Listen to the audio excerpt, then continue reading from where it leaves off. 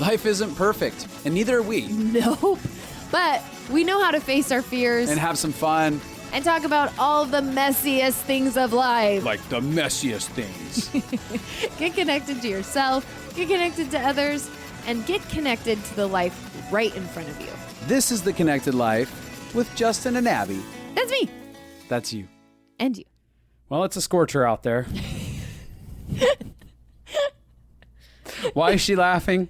Because this is the 5th time we've started this. But every time you start it differently, and I love it. And every time you've got a new witty thing to say.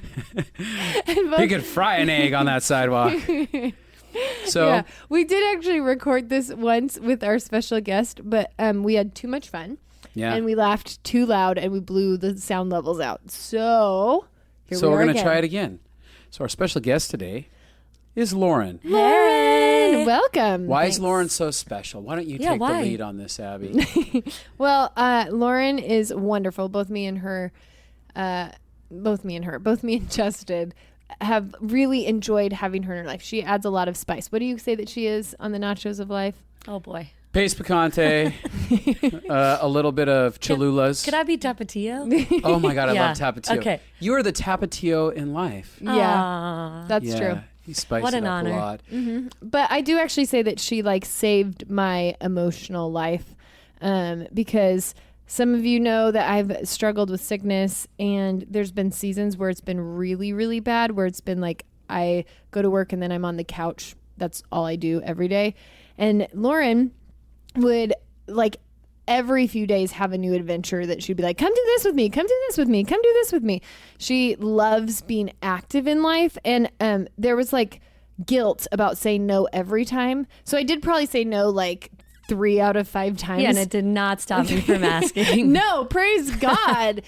So that if I did 2 adventures a week, that was amazing. It was the thing that kept me living, and not just, I think it's so easy if you've gone through a hard time, either emotionally, if you're depressed, or physically, if you feel limitations, it's really easy to get in your rut and stop living.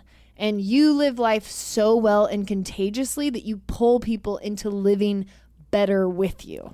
Thanks. Was that the affirmation you were looking for? That's it. You nailed it. Yeah. Let's all go home. Last time we tried recording, she was just like, I thought you were going to say something more awesome about me.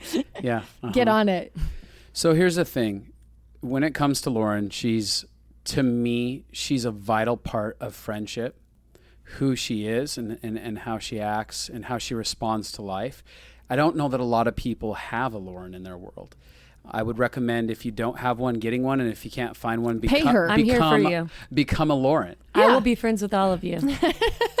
But one of the beautiful things about you, Abby was alluding to this, but you choose to live radically out of control. Yeah. And control is the thing that suffocates life out of people. So a lot of people are living bored and uninspired and non-creative, and it's because they want to stay so hinged to control. And I want to get into some of your philosophy that makes you amazing and wonderful, and talk about some of the wild things that you instigate inside of your world. Would you agree with that? Yeah, absolutely. So do we want to start with a little bit of her background or a little bit of her awesomeness? Both. Obviously.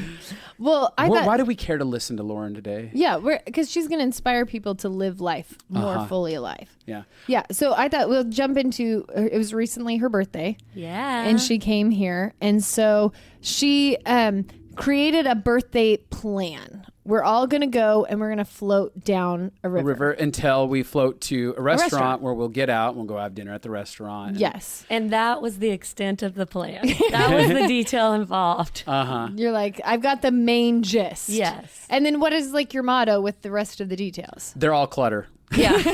Distractions. Well, I do. I think the more details you have, the less open you are for what's going to happen in the moment. Yeah. And then I was thinking this when you were saying control.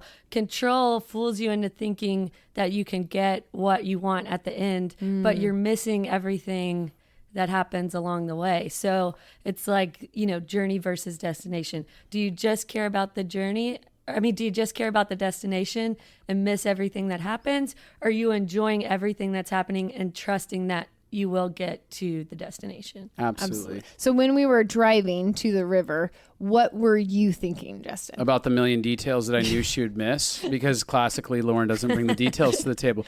But again, that's what I love about her. So I'm asking questions like, did you think about that, this, that, what's going to happen here? And she's like, It all started when Abby and I wanted to share a unicorn float. And Justin was like, this is so dumb. This is not going to work. We need 5 contingency plans. And I just hopped in the car and drove off. Yeah, and I like a world with both kinds of people, because Justin has actually created more room for me to have adventure because he thinks through things, and Lauren has created more room for me to have adventure because she doesn't. Like, both things create space. Right. And there's something about just having an instigator. You're an initiator, an instigator who just goes, here's the wild plan. And a lot of people won't come up with the wild plan because that feels too scary, but you're willing to just, throw out the wild plan. Well, I think even just someone to say, let's do something different than the normal. Yeah. So it doesn't even have, like, some of our wild adventures Abby referenced was like, let's go for a walk at sunset. That's not in the schedule. So it's not always extravagant, but it's like, let's look for how to mix life up, how to make things unexpected. Yeah. Yeah, not just live in routine and get stuck in a rut. And so people get so focused in that someone just like inviting them out of that can change things. Well, and somebody inviting people out of that disrupts something inside of them. We love our routine. Again, we feel safe inside a routine, and we program ourselves so much so for routine that it's literally hard to get out of the brain rut of routine to get inspired. Quick question. How do you get inspired for random ideas? What do you do?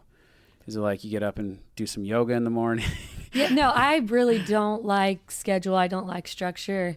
I've somehow worked my way into a job that requires none of that. Yes. So it is like every few hours, what is something that's going to like wake me up inside? I think it's something that I thrive on and know that I need. So I have an appetite for it and I'm looking for it.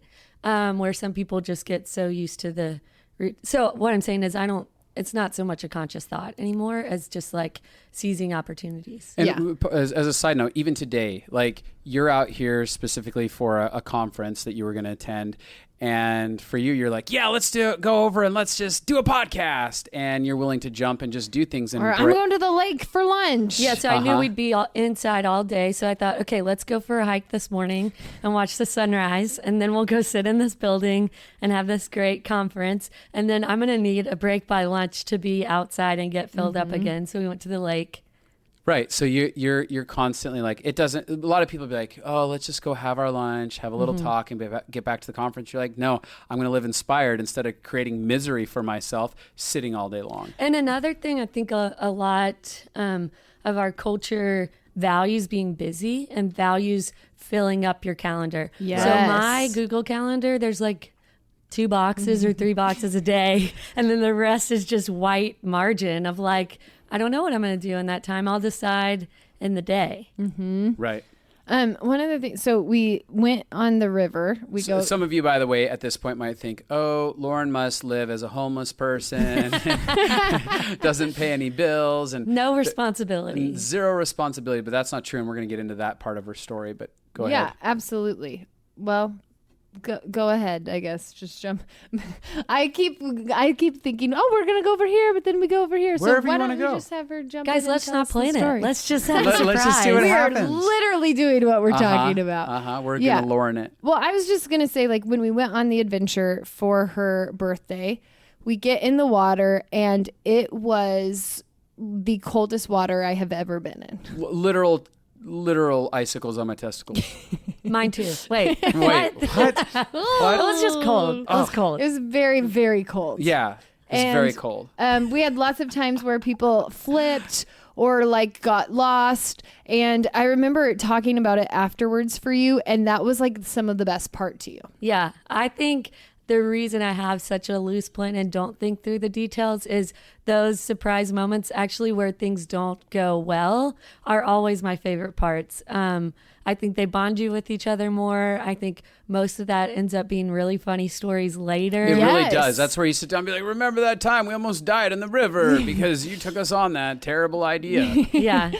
But people always remember it with nostalgia and they love it. Oh, it's Trauma beautiful. bonds you. Yeah, somehow it becomes endearing. But- and somehow you guys keep agreeing to my keep plan. going. Yeah. It is really confusing. Well, and the thing it's is your gift of woo. You really think it's fun when things go wrong. Right. So Right. much of it is about your response to those situations. It's like when a baby falls and then they look at you, and if you're like, yay, then the baby's like, oh, okay, yeah, that was maybe fine. Yes. And I think it's the same in life. Like, it's how you frame a situation. Obviously, I'm not talking about denial, but like in this situation, was that really fun that things didn't go well? Or was I just expecting everything to go well? So then it was all frustrating to me. Right. And so you have so much fun. Like when you got stranded on a rock, we got all separate. We had a rope tying us all together and everybody went on opposite sides of the rock. There Yeah, was don't like little ever tie rapids. yourselves together. Yeah. And so we all had to abandon. I like ended up swimming down this ice cold water to save Lauren's life. And Justin and her are like abandoned on the rock. And for her, that's just you're laughing. Yes. You're like, Oh, this yeah. is so fun. You look like you had a little bit less of a laugh in that moment. No, but afterwards, Oh, I mean. I couldn't feel my feet. Yeah. So that was a concern. I but couldn't feel my whole body. But then you're like, oh my God, that was awesome. Yeah. Yeah. And that's one of the things is that when life gets interrupted in that way, like you said, the narrative that oftentimes we write is, oh, I had the worst day ever. You know, my tire went flat while I was driving down the freeway and it's the worst day ever, rather than, oh my gosh, my tire got flat. Who's randomly going to help me? And what's Right. going to happen? And what's the story I get to tell out of this? And when we are constrained by a busyness, like you said, I have to be busy and I have to meet this schedule, then it is a complete derailment of our plan and it's terrible. But if you're actually in the flow of life and you're going, I'm okay, my schedule is just kind of like a skeleton to kind of fit life around. Lauren made this. I was making a skeleton Dance move. Yeah. But when it's just kind of like a way to navigate life and you can veer outside of it, then it creates many opportunities to be fully alive. So Yeah. And so, but you have so much fun that you actually trick everyone else around you. Yeah. And that's the power of our beliefs is we can actually pull people. So I ended up like, I'm thinking, oh, this is crazy. Oh, I'm going to die. Oh no, I lived. Oh, this was fun. Yep. Like I walked away with all of the there's all kinds of, like floats popping or losing air or things not working the way that we expected. And I ended up having to ride somebody's lap down their float for the rest of the thing because of all of the shenanigans. But you look back and you're like, oh, that was fun because you have somebody who is instigating like, look at this, we're living, instead of like being disappointed and feeling like everything was ruined. Yeah, I think someone reminding you that there's a choice in that moment. Because I think the frustration is always like, I'm out of control versus the truth of like, oh yeah, I can choose to just really enjoy this and embrace it. Yeah, And when we fight it and don't embrace it, then it's miserable. totally. well, there's already an illusion that we live under that we can control life. We have the illusion of control. Right. Like we build some semblance of structure, but really at any moment a hurricane can blow through and it's the end of the world as you know it anyways. Wow. That got dark real quick. Real dark. But look, it begins by letting go of the idea, our illusion of control like that. And I don't think you have an illusion of control. No, I think I push against that. I don't want to feel control in my life. Yeah. Yeah. Because there's a constraining that happens. Yeah. And I think I felt that keeps you from enjoying things. I think that's been a choice that I've rejected. Yeah. So do we want to get into Yeah. some of her history? A little bit Do of her we? story? Yes. We do. So So this girl who hates control went to college to be an accountant. Yep. Black and white people. So start there.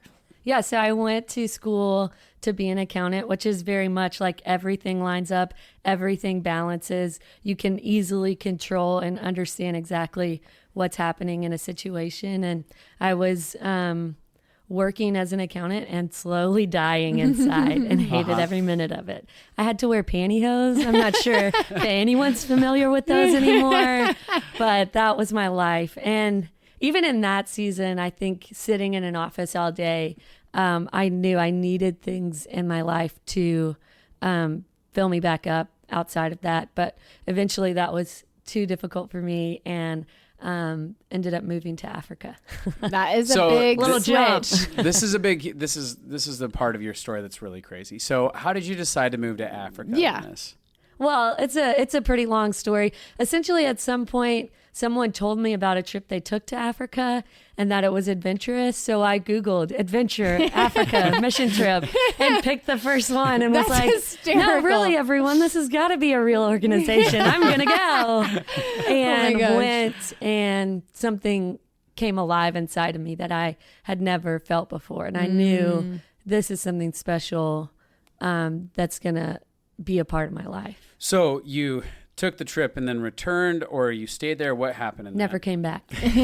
Still Took not the back. trip. That was a 3-month trip. Came back and knew I just need to get back.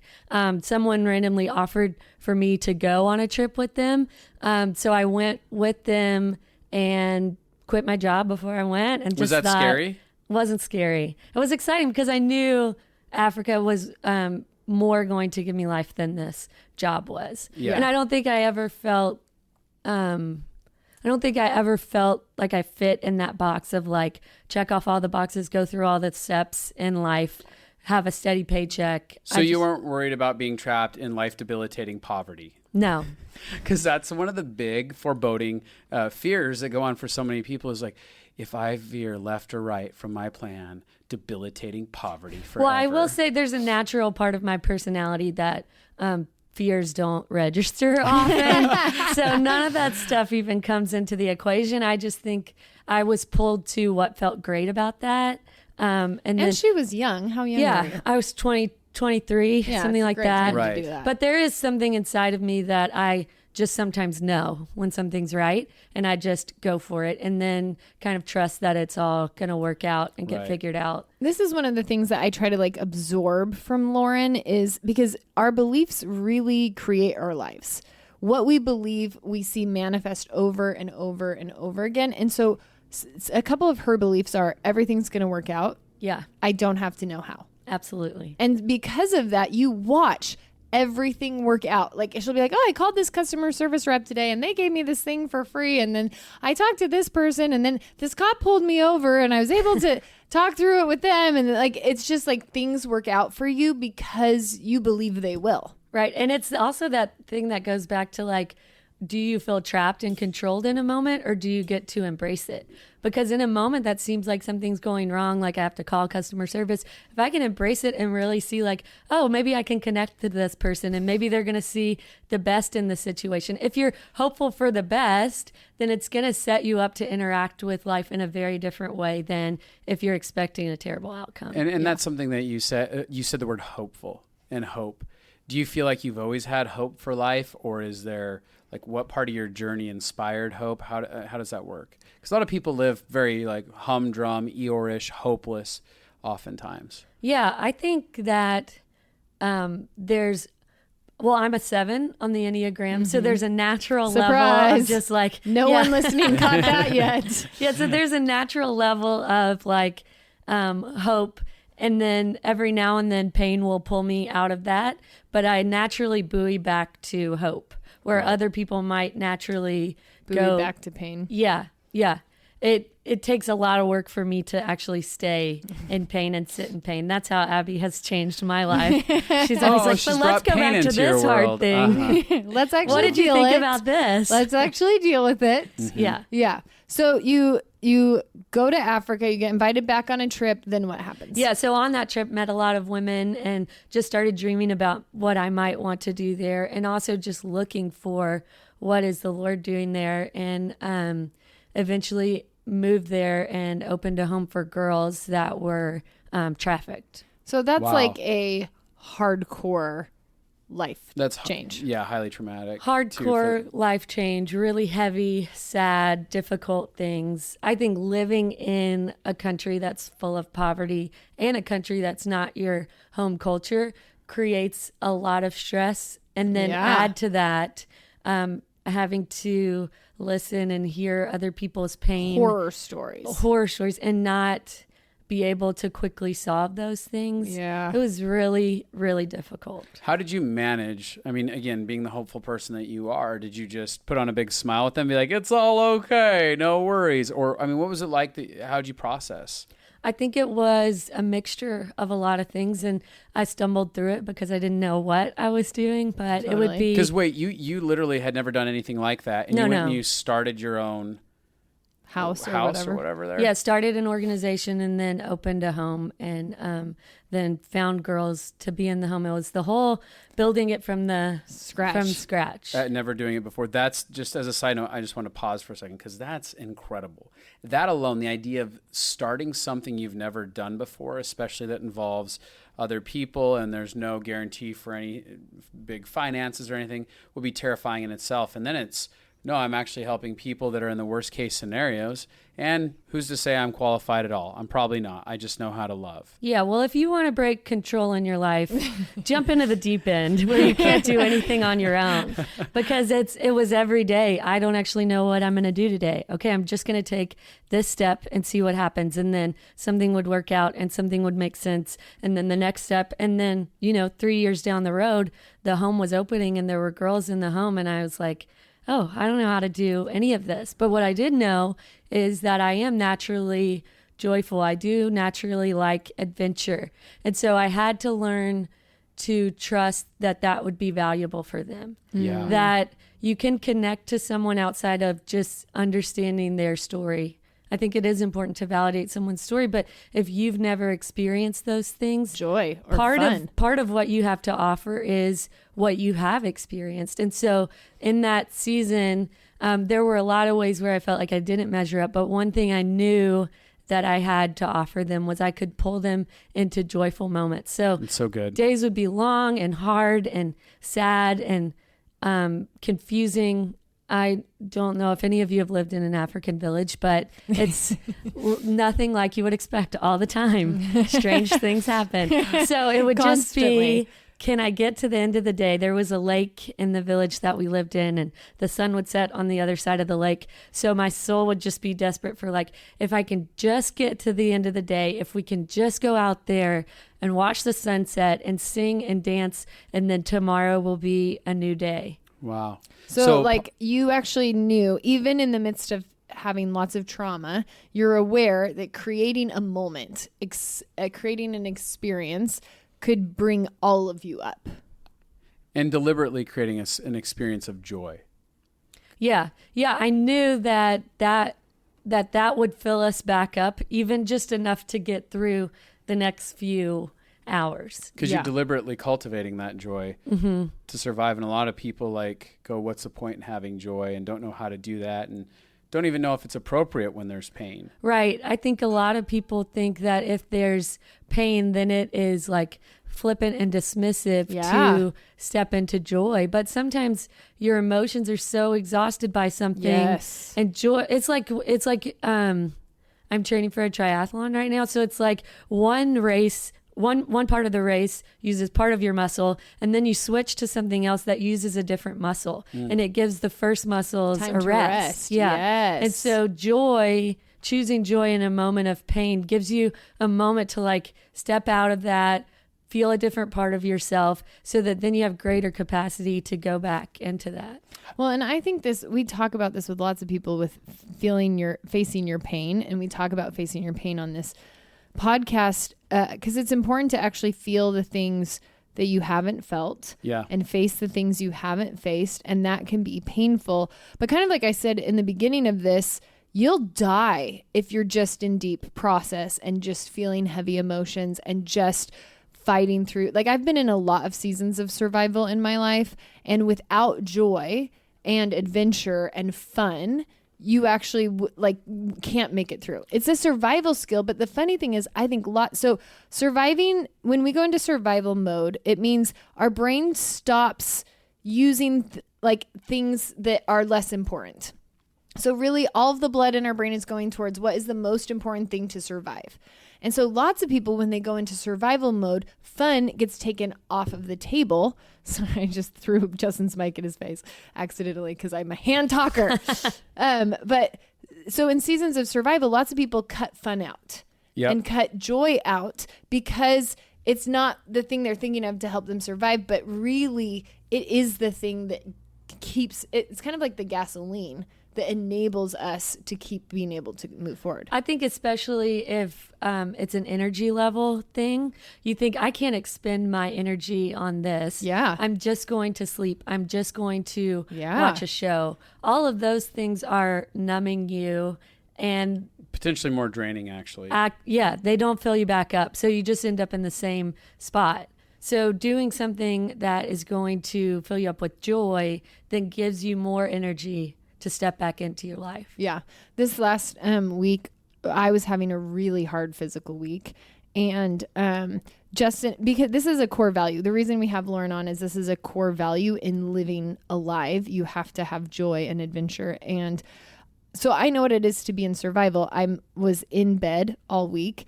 And every night, me and Justin was like, nope, let's go to the lake. Let's get out. And so, it was so easy. You just get out of the house, you drive, you float on the lake, you watch the sunset. But it's choosing to do something, even if it looks harder it always feels harder when you want me to do it. Right, because initially you're like, I'm so tired. I feel my body awful. feels so drained and I don't want to do that. And it looks like some big mountain. It's not. Yeah. To get in the car, drive to the lake, get out of the car, Totally. walk to the lake, So, yeah. So, but all I'm saying is going to the lake is like what keeps me feeling like a human. Yeah, I think Just that submerging one small yourself in thing. beauty, being around nature, all of those, getting out of just your normal. Mm-hmm. And there's times like when you've been really sick like that and you have maybe an opportunity to go hang out with someone and I'm like, you need to do that. And you're like, Yep. oh, I really can't. No, you do. It'll fill you up. And you're like, okay. Yeah. And then you come back going, oh my gosh, I needed that. It reminded me that I'm still alive. There's still purpose. I'm not just dying here. I really do trust you in seasons of survival to help give me a push. And I think lots of people, if you are in survival, it's a good thing to remember to push yourself to live in ways. And that, I mean, there's lots of ways that I say I can't go to these events because I don't feel good. I'm taking care of my body. I'm not running over it, but I'm also engaging life when I want to quit. And I think if you're in survival, it's a great thing to give permission for people. Like plenty of people probably want to know, how can I help you? And so just saying like, hey, I need you to invite me to things. Yes. I am not going to always be able to say yes, Yep. but I need to know that I am invited and I need that invitation because every now and then I'm going to have the ability to do that and it's going to fill me up. Which we actually had that conversation. Yeah. I don't know if you remember. Oh, I do. But because otherwise it was going to feel like I didn't love you and I never did anything with you. And I was going to feel horrible always saying no. Yeah, that was my big need in friendship, is to have fun and to have adventures. And so to continue to ask Abby, like, hey, do you want to do this? Do you want to do this? No, and you not be able no. to. Either I decide, okay, we're not going to be friends because you can't meet that need, or you get to talk about it and figure out, oh yeah, you do actually love me and want this. It's just hard for you to choose right now, which then gives you grace to keep pressing into that. And it was actually really helpful to think of adventures loving you because, and this is unhealthy, but I couldn't choose for me. Like sometimes I didn't have the willpower to choose for me, but I could choose like, I want to love her. I haven't seen her in a while. I'm just going to say yes. And then I would feel so alive afterwards. So I want to find out what happened with. Yeah. So how'd you kind of wrap up your season in Africa? How long was that there? So 4 years there. And by the end of it, I think I did get to a place where I was like, oh yeah, this is more than what I have to offer. I am completely exhausted. It was really difficult. And so I think eventually the sunrises and sunsets were not enough. So I thought I really need to come back. So you knew when there wasn't enough grace. Yeah, like there when wasn't. The grace ran out. It wasn't buoying me back up anymore. Mm-hmm. And so you ended up coming back to the States and I moved to Reading. Woo! And this is when I met Enter you. the stumbles into my life. Yep. And so you came away from that. And what would you say the lessons you were learning in the season being back here were? Well, first of all, I was learning to look at my emotion and deal with it and not just keep it tucked away in a little compartment. Yeah. Abby was like, you got a lot of things you could think about there. And beyond thinking about them, maybe you could feel them. That's real. So that was a big thing. I think learning that, I think sometimes we have this idea of that what we do is our identity. And so it was really freeing to separate who I am from what I do, that I don't need to be just exhausting myself for a cause or for other people to have worth, that there's a settledness in me now outside of what I'm doing with my life. Another fun thing that happened is moving to Reading.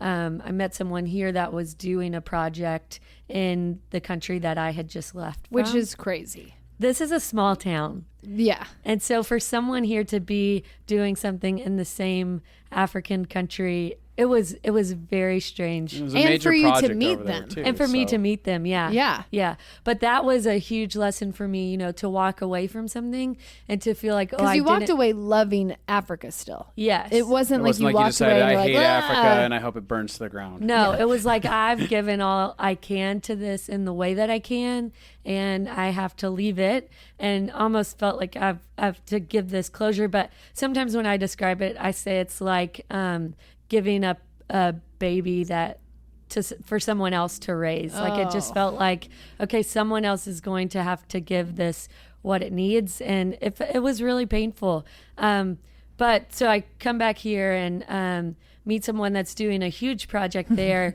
and it was like this moment of, oh, I could be a part of something that's even having a greater influence and even solving these problems of prostitution and trafficking from a much bigger systemic level.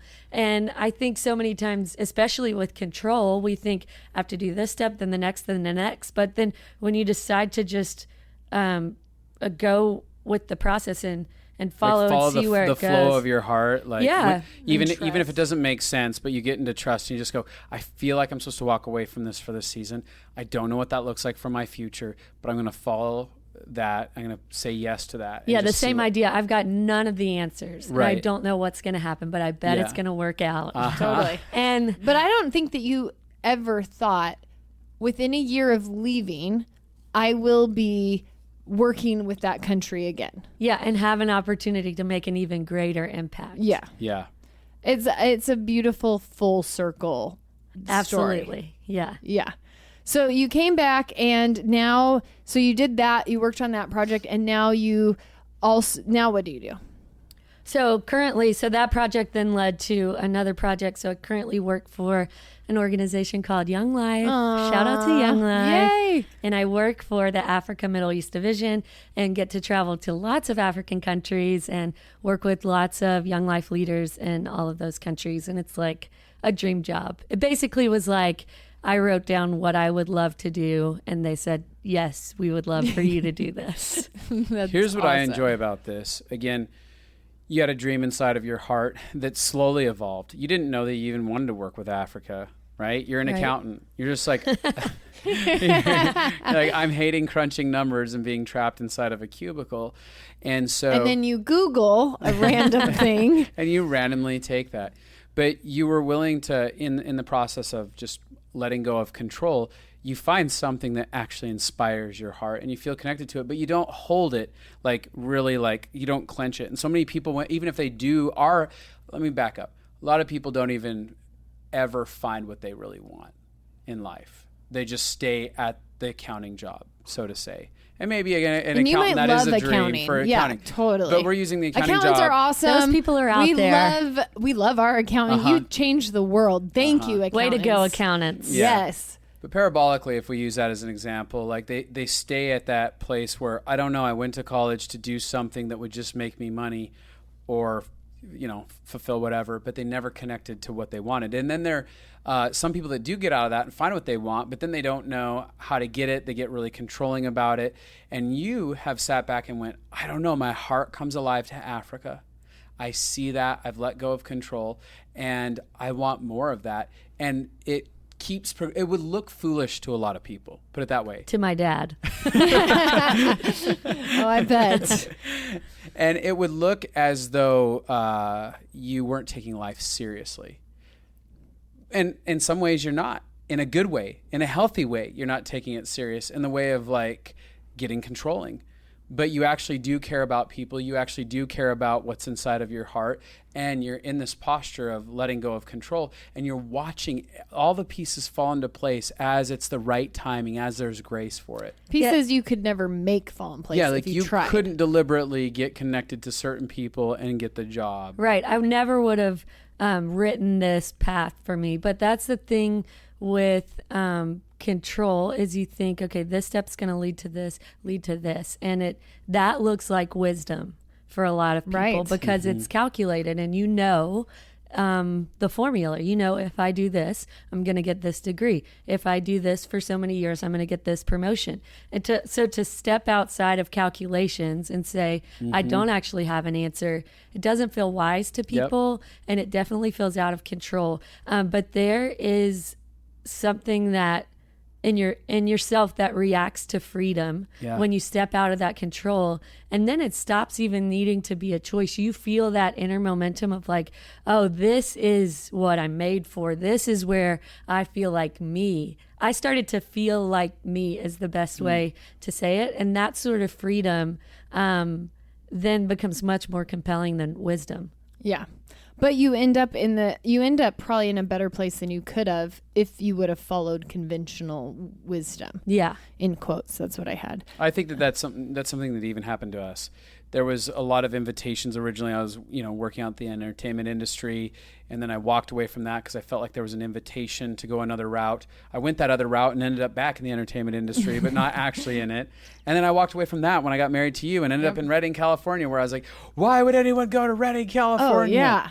But inside of that space, I felt these little nudges, these little invitations, and every time I trusted, it landed me in Redding, where there was a large group of people that all wanted health, transformation, and all of a sudden, a business is birthed out of nowhere that I didn't even realize. Like, I never thought I could have got paid for actually helping transform people's lives. Which is what you're made to do. Which is what's inside. I mean, it just kind of like happened. As I said, I don't know, I'm going to follow the invitation inside. And I think when you start to follow that and you start to feel that happen, and no longer when you're living in control and you do all the steps, you live in entitlement because really I do. deserve this. And so then when you start to follow this out of control path, everything starts to feel like a gift and a surprise. Great. And it stirs up this gratitude in you, and it stirs up like, I wonder what's going to happen next. Yeah. I love that. That's actually really powerful. And I wouldn't have thought of it in those terms. One thing I would like to say about this, because I think some people hear this, and there are a lot of people right now that are like, I'm just following my heart,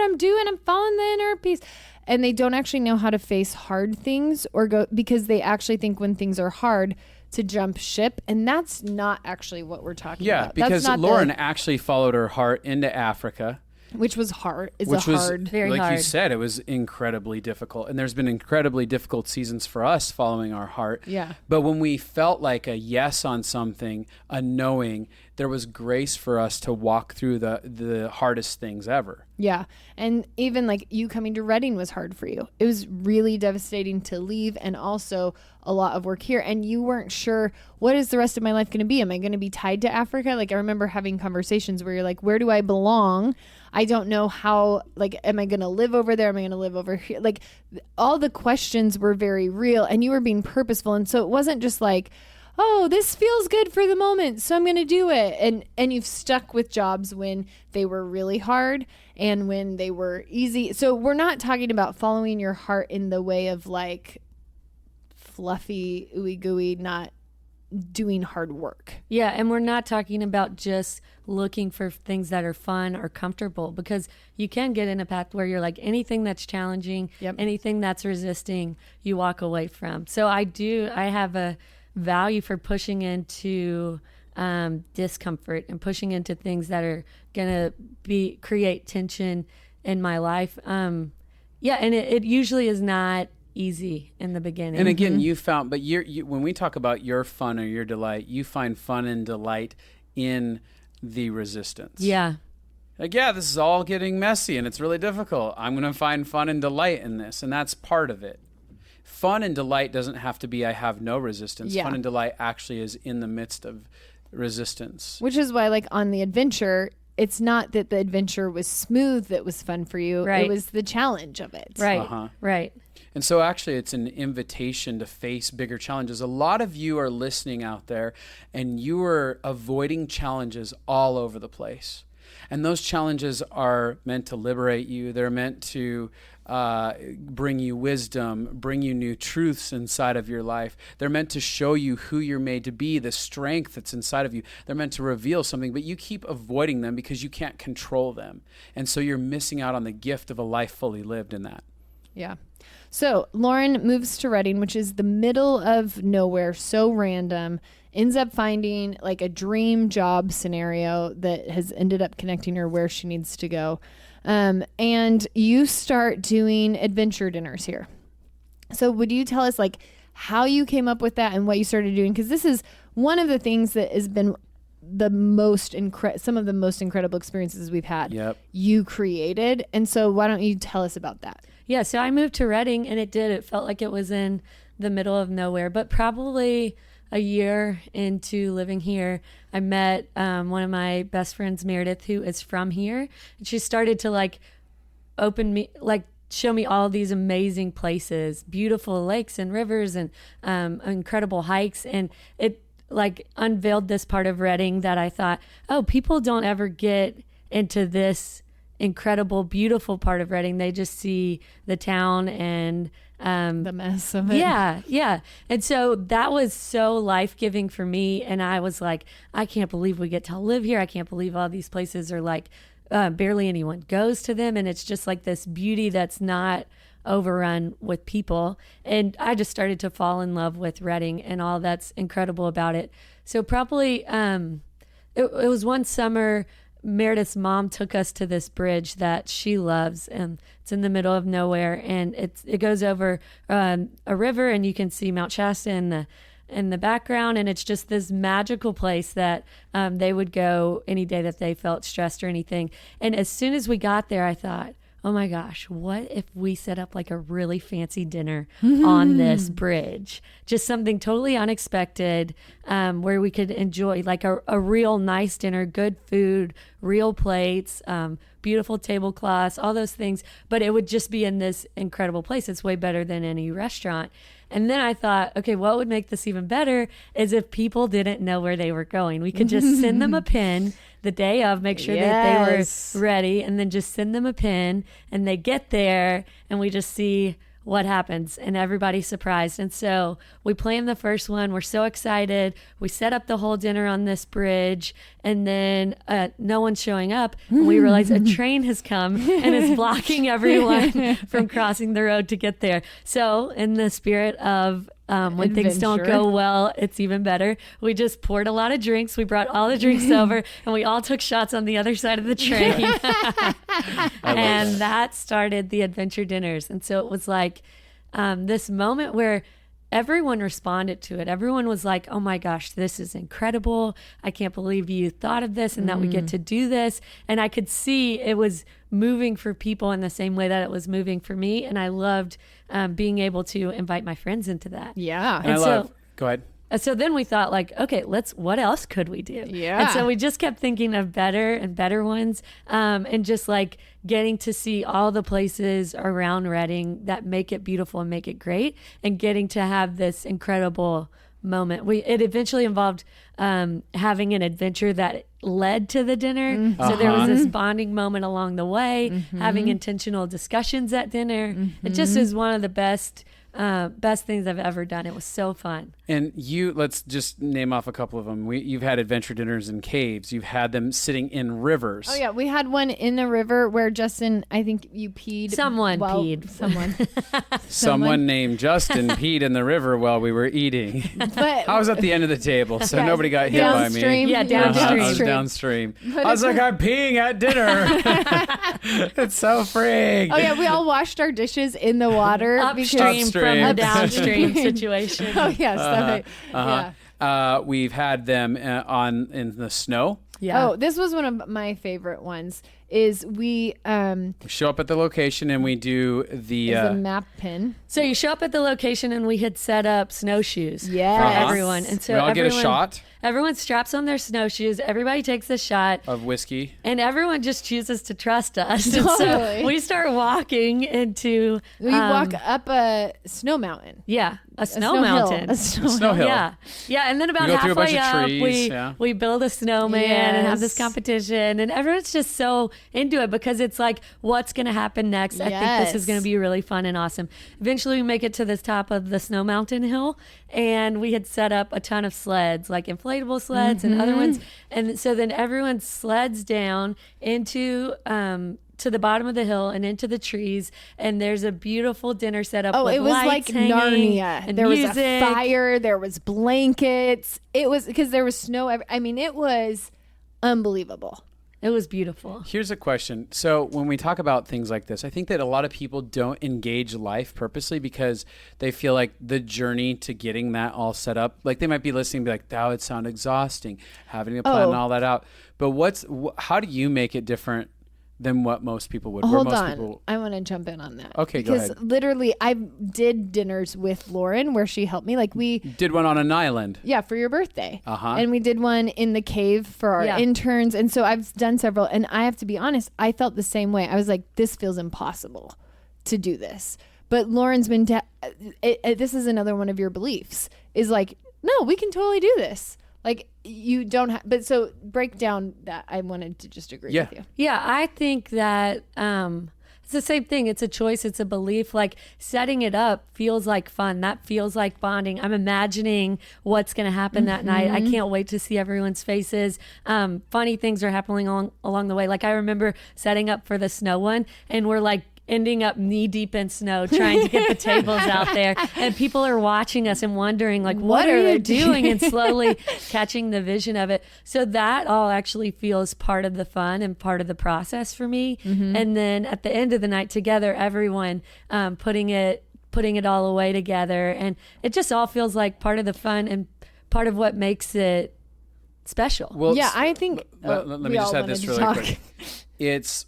It's the difference between I have to do this or I get to do this. And so when someone listens to the idea of creating a lifestyle like that, oh, it's one more thing I have to do, rather than, oh, this is something that I get to do that transcends my normal, that is actually going to give me life and other people around me life. Yeah, and like the cleanup, I remember that being part of the fun. Yeah. On all the adventure dinners that I Yeah. went on, is like now we're all having to trek things through the snow, or like on Everyone's the island, helping, yeah. we're all having to canoe things back to the main land. And we also always did adventure dinners. Either you planned it with other people or we did them together. Yep. But there was always multiple people. And so I think that created where it didn't feel horrible, because it was like when we had to get so much stuff on the island. We had a generator we took over there. We had tables and lights and music, all kinds of things, and food. So we had to canoe so many times from the main land to the island. That's not how you say island. But it is. Island. This land is your land. This land is my land. This land is island. And me and you, I mean, I remember it took us a long time for us to figure out how to canoe together, like how to row together on the same thing. But by the end, we'd like nailed it. We were faster than everyone. Yes. But the whole thing, you see it as much fun as the dinner. So you weren't like, I have to do all this work to get to this fun experience. You thought the whole thing was the experience. Yeah, and I think inviting other people into it. So like I didn't have all the things to do these dinners. Nope. I didn't have any of the stuff actually, but it was like I would tell someone and be so excited about it and say, "So can we use your plates and your Yes. table?" And then I'd tell someone else and be like, "Can we use your generator?" Yes. And they were getting so excited at the idea of it because it is so unexpected and so out of the normal everyday routine that they wanted to lend their strength and lend their resources to what we were doing. Yes. So it's much easier to do adventures, which I love that. I wanted to also, you do really good at creating little adventures throughout your days, because I want people to be inspired Right. with whatever they can. So it doesn't have to be like I have to put on this huge event, but that is a great way to like, hey, let's think outside of the box and create something that's memorable in that way. But what does it look like to create the mini adventure? P.S. really quick, you also did a good job of inviting random people, so you don't even have to know everybody. Because that's the other thing that's great about you. You're not worried about people like not knowing each other and how that could be awkward or weird. Adventure bonds. You're like adventure bonds. Yeah, these are my friends. I'll come in here. Because part of that is fun for me. Like, what's going to happen? What's going to happen? What are they going to end up talking they about? Might clash. They might actually get along really well. Yeah. What'll go down? Yeah, but in everyday life, I think there's lots of little moments that can feel exciting for you and can feel like, oh, this is outside of the normal. So I have one friend that we're like always looking for pennies to one up each other, and like, can I find a penny somewhere? And then it has become something that feels so exciting when I find a penny. Yeah, as long as it's ground. in not something gross. Yeah. But if there's a penny, I'm like, oh my gosh, I can't believe it. I found a penny. I literally found a penny the other day, and I was like, Lauren. But like that's something that can happen regularly, but you never know when it's going to happen, and so it's pure joy to you. Yeah. It's that childlike wonder approach. Yeah. Oh, I found a penny. It wasn't like, oh, there's a penny. It's just a stupid penny. It was, oh my God, I find pennies. Yeah, and I think you can also find, the unexpected or surprises in conversations with people. I love talking to people that I don't know because I'm like, what are we going to talk about? What are they going to say that's going to be really funny or interesting? So like at the grocery store, I try to always choose a checkout with a person instead of self-checkout so that I can like chat to the people in line, chat to the person at the checkout. I just think there's all these. What kind of conversation could we have? Yeah. And what are they going to tell me about life that I don't know already? It's that same idea of like the surprise, the out of control element of like, what am I going to find that's beautiful right now that I didn't know before this moment? I love that. Which really what you're saying is you're present. Yeah. You're instead of being checked, present. The picture in my head was you not being checked out on your phone. Like in my head, I could see everyone at the cash register all on their phone scrolling, and yours is in your pocket, and you're like, here I am. I'm ready to Hey, everybody. engage. Let's talk, guys. What you guys looking at on your phone? What are you doing there? I always see strangers on their phones, and sometimes I want to go tap on their phone and like, interrupt it. Yeah. If they're playing a game. Just I mean, it's made us so disconnected from each other. And I think it's so easy to tune out and do that, or to feel like, oh, I'm going to use this moment to be productive. And I don't think that's always wrong, but you miss the beauty in a moment when you do that. Yeah. And when you're driving, like, are you going to pull over because you get to see the sunset, or are you going to like hurry up to the next thing that you've got to do that day? So that's another way that you live an adventurous life all the time is like, let's say there's a sunset, you're going to pull over and to watch it. I deliberately, like historically, let me back up. Historically, with my dad, it was get from point A to point B. Yeah. And there was no stops along All the about way. the destination. And even when Abby and I go on trips, I'm like, it doesn't matter how long it takes us to get there. If there's something cool, let's just pull off.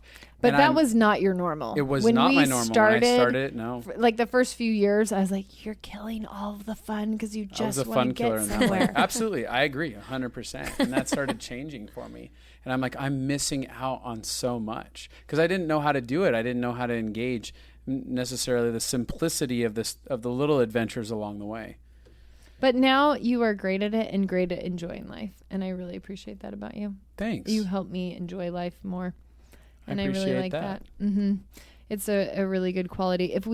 Did she have something to say? No, I was going to ask her one question. Okay, go ahead. Because we're really close to wrapping this up. But for people, again, let me back up. Control is rooted in fear. How have you gone about destroying fear in your world deliberately? Is it just ignoring it? Is it because you said I'm somebody that like I remember you one time saying that there's a certain percentage of people that will feel a sense of fear, and you're in the top like 1 or 2% that doesn't feel it till all the other like 98, 99% has felt it. Is that I don't know. Yeah, if that's true. So 98% of the population is likely to be afraid or worried before I will. So, if you were to give any advice, like. How do you overcome fear or something? So somebody who's in the 98 percentile, how do you walk them out of being the 98% and maybe being willing to join you in the 2%? Well, I think part of that is my mindset that things are going to work out well. Okay, so readjusting your mindset. Okay, if I don't think everything's going to work out, I need to actually readjust the idea that it will work out. Because fear and worry is just imagining that it's not going to work out. And you're constantly imagining the future, but with it working out. Right. Yeah. So I think that keeps a lot of fear away. I think, pushing into those things, challenging those things, like if something feels scary, just doing it. Right. Going, all right, I see trying. a fear here. I'm going to run after it. Yeah. So it's not that you don't have them. It's that you've actually specifically challenged them and faced them at some level when they have come up. Yeah. And building a history that, okay, I can do that and things are going to work out. I like that. I had some like anxiety. This happens when I don't feel good for a long time. I'll start to get anxiety about doing adventures or doing things out of my normal. So I actually remember the adventure dinners, like having anxiety before the first one that I went to, but because you don't know what it's going to be like, because when we talk about being out of control and everything being a surprise, some people are horrified by that because they grew up where surprises devastated them. Like, surprise, I got hit by mom or dad, or surprise, dad left and never came back, or whatever. So they want to never experience a surprise or be caught off guard because they feel like that will destroy them. Yeah. And so I just wanted to say, like, I have seen in my own world where I feel so out of control with my body, I will want to start controlling things. And so it's natural for people to have anxiety or fear. It's just not okay to let that rule your life. Yeah. That will kill you. And I think that that's a big kind of leading to the big sign-off point here today is that fear for the majority of us as humans is our driving force. It is the God that we are adhering to, obeying. We're turning to fear as though it's this superior force, and we're saying, what do you say about my future? What do you have to say about my life? And I think for me personally, I had to divorce fear as my God. Like I literally had to say, fear, I no longer want you to be my God who rules over me, that I always check in with to see what's going to happen and how I should manage myself. You're not a good friend. You're stealing goodness and life and fun and love from me. I don't want anything to do with you. And I think it begins with deliberately submitting our will to a higher source of love rather than a higher source of fear. Yeah. So I think that that's a big step inside of this. And I think for a lot of people, they live in denial about the fear that they do have. And yet their whole life screams they have fear, but they're living in denial about it. And so I think there's some of you that might go, I don't have fear. Yeah, I think if you have control in your life, you have fear. And Absolutely. I think that that's a huge thing. Like looking into your life, if some of you are thinking, I don't have it, but you have control over your life, I think you need to sit back and go, am I actually living in relationship with denial about the reality that there is a taskmaster named fear running my life? And if I accept that I actually have fear running my life, then maybe I can do something about changing it all. Yeah, and I think it's important to note, like, we're not saying don't have fear in your life, which Abby just mentioned a minute ago, but it's like choosing to agree with that or choosing like, okay, I'm going to have courage in this moment where I'm experiencing fear. Yeah. Or I'm going to believe a different narrative even though fear is there. And in doing so, you get to begin to participate in creating the life you want. It's interesting that in choosing to be out of control, it actually gives way to creating a life that you actually want on a deeper heart level. You might not be aware of it logically what you want. Like you logically didn't know you wanted to do the Africa thing. You were just living the normal quote unquote American life. But as you began to lend way to being out of control, you found surprises that brought you alive. Anything else? Any homework? The homework would be to find ways to be more present in life and to choose the adventure and the mystery and the surprise. So even if it's like, I'm going to go to the grocery store today and I'm going to be looking for who can I have a random conversation with? Or if it is like, I'm going to find a way to enjoy a sunset this week. Or even like, oh, I know there's a prettier way to get to work that takes 5 more minutes. I'm going to do that. Yes. Mm-hmm. So find a way. And then I think some of you out there will be inspired, and I think you should create adventure dinners, and I think you should create adventure moments and send us a picture and tag us and tell us what you do. What's the hashtag? Should we give them a special hashtag? The Connected Life. Hashtag the Connected Life Adventure. Yep. So that we can kind of look on there and see who decided to do adventure things, and then just hashtag the Connected Life. Yep. On both those. Anything else? No, it was fun having you. So fun. I like you a lot. It was. And you and I are going to go have an adventure tomorrow, actually. We are. We have that scheduled out, don't we, Lauren? Well, you're busy doing other things, Abby. Yeah, I'm Hooray at a for conference. Justin. All right, everybody. Peace out.